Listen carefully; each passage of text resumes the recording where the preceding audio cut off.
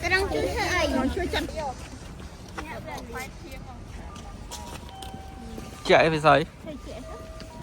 bị ai tam phá bây giờ tao chạy sấy anh lấy về chạy rồi nhá nhá thưa ấy nhá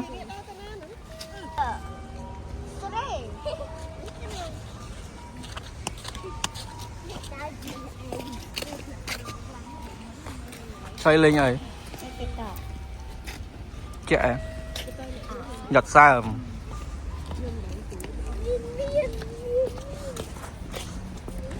nhá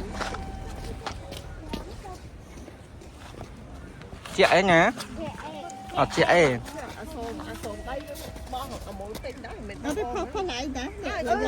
nó nè xuống đây qua thị nên phun hồ một ngày vậy chẳng chấp mấy đẹp thôi